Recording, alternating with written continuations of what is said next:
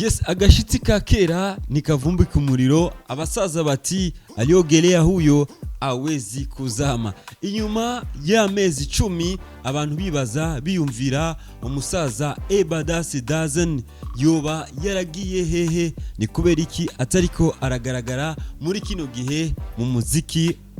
Na cyane benshi bamwibuka Ebadass Dhozen ku ndirimbo yiwe Ejo. Kunzira uzo musiga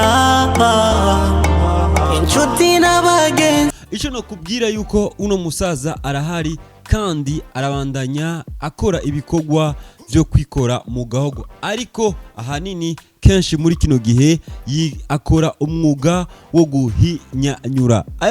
Abantu rero bati yoba hariho ibihe bishasha by'uno musaza Ebadass Dhozen. Ndakubwire yuko inyuma y'ayo mezi 10 abantu bibaza alipotelea wapi, yagarutse uno musaza Ebadass Dhozen aho yaje yerekana Amarira cyane.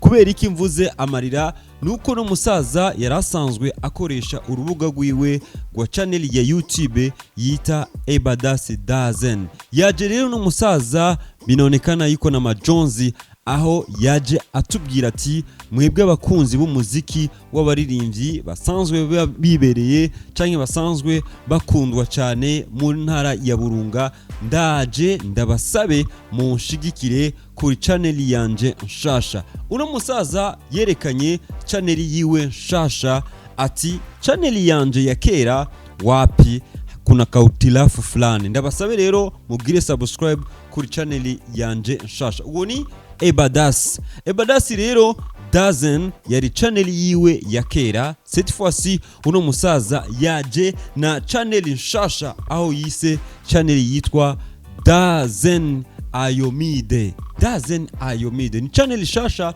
nta ndirimbo nta gikorwa na kimwe arakishirako, iracari mupya. Okay, reka rero twibaze nk'abasesanguzi, nk'abantu dusanzwe dukurikirana umuziki w'abaririmbyi n'imvukira ya Rumonge. Uno musaza wibuke yuko yaronse Izere Award asanzwe ahagarikiwe ibikorwa vyiwe na Abduti the Machine muri Magic Sound Record Label. Ariko inyuma yaho hagiye haravugwa amajambo yuko bashimye guhagarara, bashimye guhagarika ibikorwa vyiwe byo gukorana hagati ya Magic Sound hamwe na Ebadass Dhozen. Amakuru araza biravugwa ngo yuko yatanguye gufashwa na Semakweli TV. Mu nyuma haragaragara ugwete rurerure gwemeza yuko bamwirukanye muri Semakweli TV. Je rero ndibaza yuko uguhindura account yiwe nkuko ibona, urabona ko ari account iri active, account ikiboneka, ariko avuga yuko kuna itilafu fulani.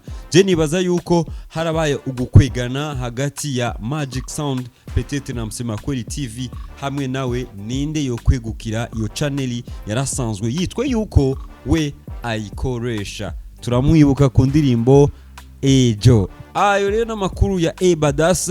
Uno musaza muri misi tuvuga tuti tushobora kubona indirimbo nshasha ku rubuga rwiwe rushasha Ebadass Ayomide, urubuga rwiwe rushasha.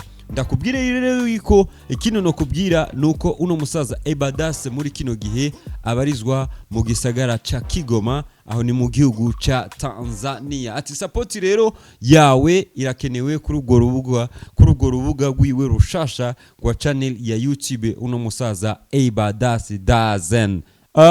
Amarira ya channel nshasha, Amarira yo kwibagira channel yiwe ya kera, harimo indirimbo ziwe zitandukanye. Wese tumsupporti au tunafanyaje? Tunachana naye, kazi kwako.